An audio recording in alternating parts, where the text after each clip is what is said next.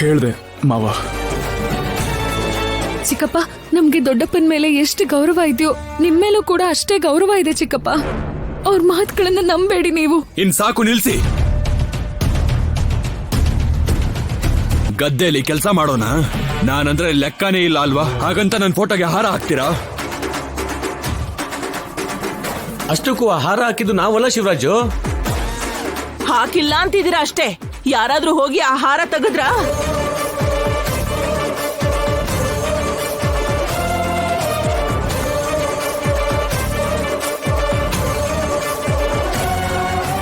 ನನಗೆ ಅರ್ಥ ಆಯ್ತು ಬಾವ, ನೀವು ಇವನ್ನ ವಹಿಸ್ಕೊಂಡು ಮಾತಾಡಕ್ ಬರಬೇಡಿ.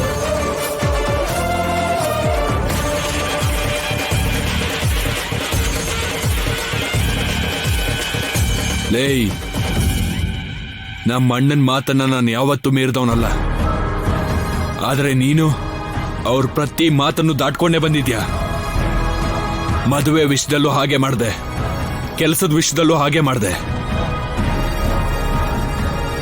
ಕೊನೆಯದಾಗಿ ಚಿಟ್ ಫಂಡ್ ಕಂಪ್ನಿ ಕೂಡ ಸರಿಯಾಗಿ ನಡೆಸ್ಕೊಂಡು ಹೋಗಕ್ಕಾಗ್ಲಿಲ್ಲ.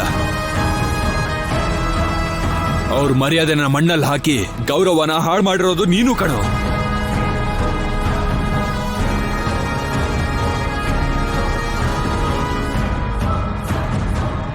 ಈಗ್ಲೂ ನಾನು ನಮ್ಮ ಅಣ್ಣನ ಮಾತಿಗೆ ಎದುರು ಮಾತಾಡ್ತಿಲ್ಲ. ಅವರ ಆರೋಗ್ಯನೇ ನನಗೆ ಮುಖ್ಯ ಆಗಿರೋದಕ್ಕೆ ಫ್ರಿಡ್ಜ್ ನ ಮನೆ ಒಳಗಡೆ ತಗೊಂಡ್ಬರ್ತಾ ಇದ್ದೀನಿ.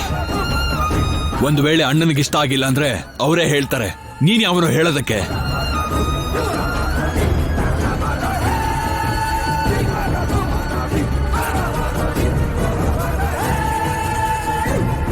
ಅಮ್ಮ, ಅಕ್ಕ, ನಮ್ಮ ಅತ್ತೆ ಈ ಮನೇಲಿ ಇರೋವರೆಗೂ ಆ ಫ್ರಿಡ್ಜ್ ಮನೆ ಒಳಗಡೆನೆ ಇರುತ್ತೆ. ಅಲ್ಲಿವರೆಗೂ ಫ್ರಿಡ್ಜ್ ಬಗ್ಗೆ ಯಾರಾದ್ರೂ ಮಾತಾಡಿದ್ರೆ ಸರಿಯಾಗಿರಲ್ಲ.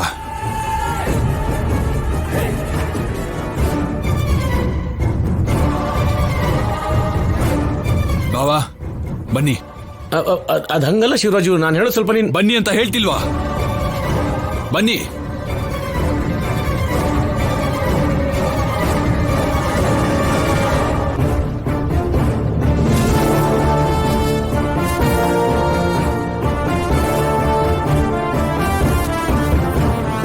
ಇಟ್ಕೊಳ್ಳಿ.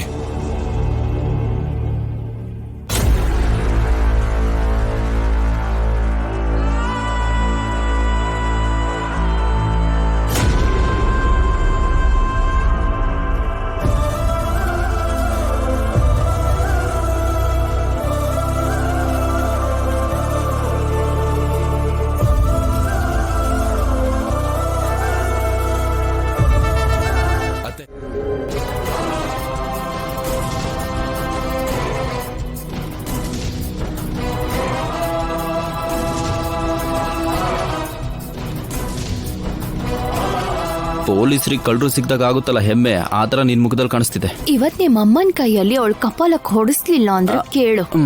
ನಂಗೆ ಯಾಕೋ ನಿನ್ ಪ್ಲಾನ್ ಫೇಲ್ ಆಗುತ್ತೆ ಅನ್ನಿಸ್ತಾ ಇದೆ. ಬಾಯಿ ಮುಚ್ಚು.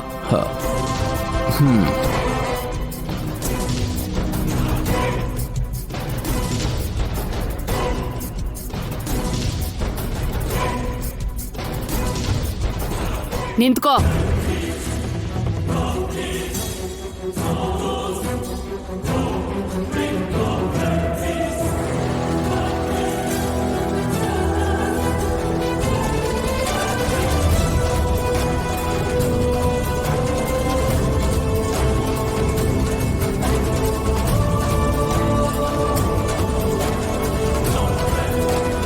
ನೀನ್ ಬಾರಮ್ಮ. ನೀವು ಸುಮ್ಮನೆ ಇರಿ, ಇಲ್ಲ ಅಂದ್ರೆ ನೀವು ಆಚೆ ಹೋಗ್ತೀರಾ.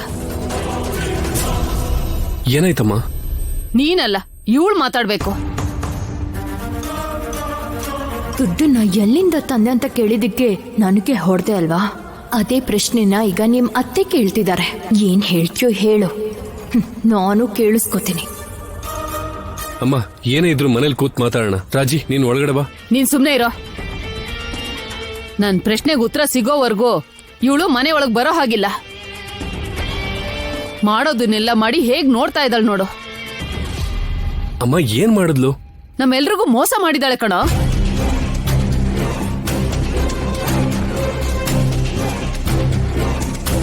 ಮೋಸ ಮಾಡುವಂತ ಅವಶ್ಯಕತೆ ರಾಜಲಕ್ಷ್ಮಿಗೆ ಏನಿದೆಯೇ? ಏನಿದ್ಯಾ? ಅವಶ್ಯಕತೆ ಬಲವಾಗಿದ್ದಾಗ ಮೋಸ ಮಾಡಿದ್ಲಲ್ಲ. ಅಮ್ಮ ಅಷ್ಟಕ್ಕೂ ಏನಾಯ್ತು ಅಂತ ಫಸ್ಟ್ ಹೇಳು. ನಾನ್ ಹೇಳ್ತೀನಿ ಶೌರ್ಯ, ನಮ್ಮ ಮನೆಯವರಿಗೂ ಗೊತ್ತಿಲ್ದೆ, ಮುಖ್ಯವಾಗಿ ನಿನಗೂ ಗೊತ್ತಿಲ್ದೇನೆ ಈ ರಾಜಲಕ್ಷ್ಮಿ 5 ಕೋಟಿನ ತಗೊಂಡ್ ಬಂದು ಊರವ್ರಿಗೆಲ್ಲ ಹಂಚಿದಾಳೆ.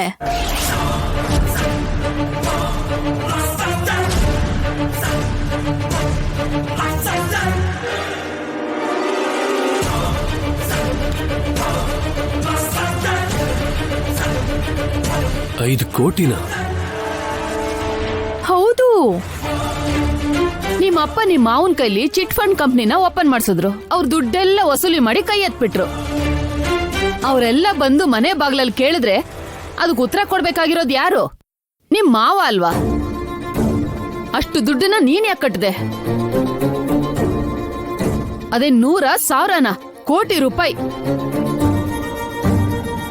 ನೀನ್ ಕಟ್ಟೋ ಅವಶ್ಯಕತೆ ಏನಿತ್ತು?